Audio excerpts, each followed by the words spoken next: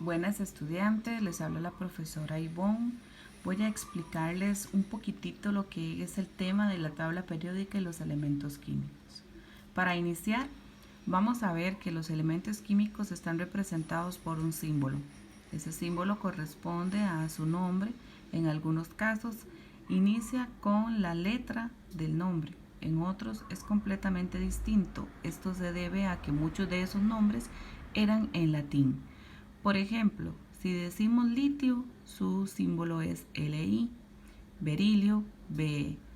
Pero si nos vamos, por ejemplo, al hierro, dice Fe, porque en latín antes era ferrum. O, por ejemplo, tenemos a cobre, que es Cu, porque era cuprum.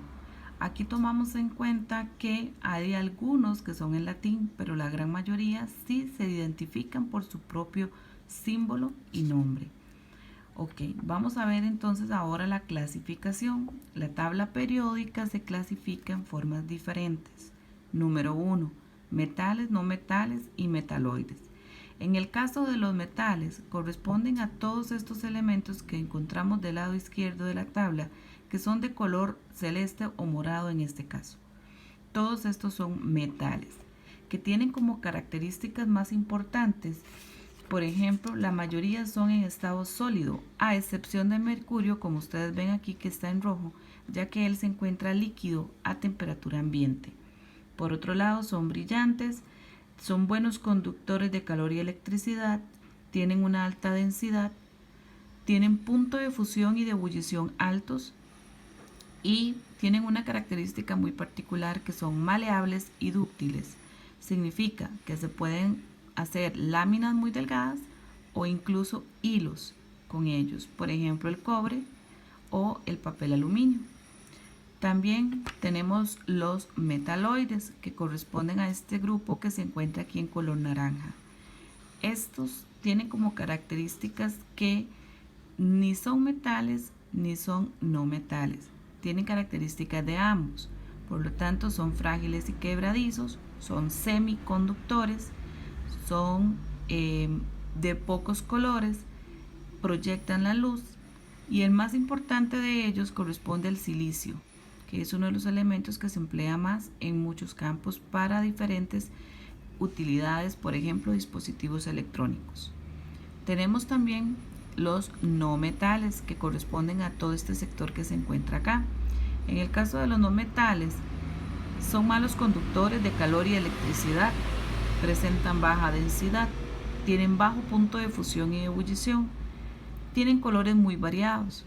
Por ejemplo, el cloro es verde, tenemos el azufre amarillo, entre otros, ¿verdad? Que sabemos, por ejemplo, que el carbono también se encuentra en negro. Tienen además una característica que se encuentran en estado sólido, líquido y gaseoso. Por ejemplo, el líquido es bromo, como vemos aquí también se representa en color rojo. Otra clasificación de la tabla periódica corresponde a los tres grandes grupos, que son representativos, transición y transición interna o tierras raras. Los elementos representativos se encuentran en todo este sector, que son grupo 1, grupo 2, y por el otro lado tenemos grupo 3, 4, 5, 6, 7 y 8. Todos estos que están en el lado derecho y los que están aquí en el lado izquierdo, estos dos grupos, corresponden a representativos. Los grupos representativos se dividen en 8 familias, como ya lo vimos. Cada familia tiene su propio nombre. Grupo 1, alcalinos. Grupo 2, alcalino-térreos. Grupo 3, térreos. Grupo 4, familia del carbono. Grupo 5, familia del nitrógeno. Grupo 6 serían calcógenos, grupo 7 halógenos y por último los gases nobles.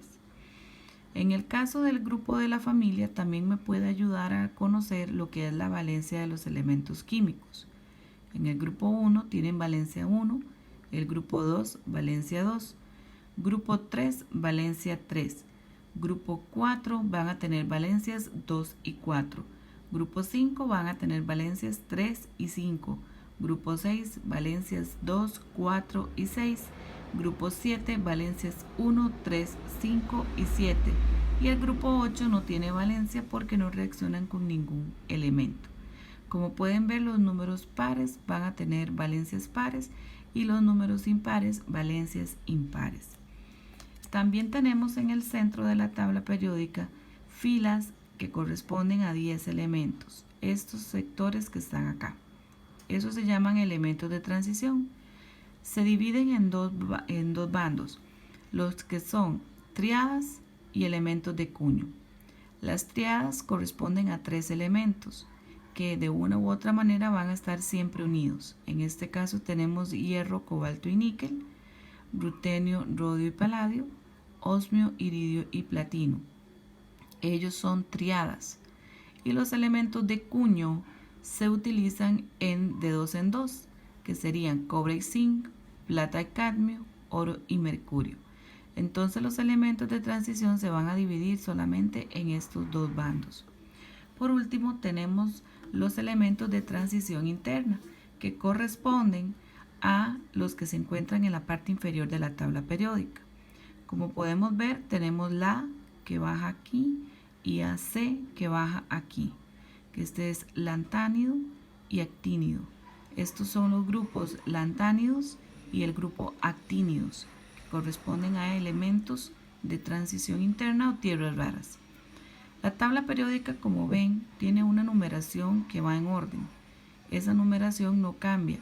Por lo tanto, es importante tomar en cuenta que en el caso de la y AC, la numeración continúa en la parte inferior de la tabla, por lo que tenemos que tomar en cuenta a la hora de realizar otro tipo de ejercicios.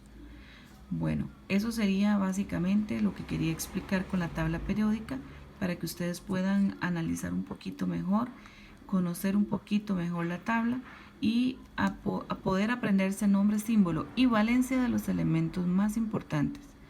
Los dejo con los estudios para que puedan continuar aprendiendo y posteriormente les estaré enviando otro tipo de videos con explicaciones sobre los diferentes temas de la tabla. Muchas gracias.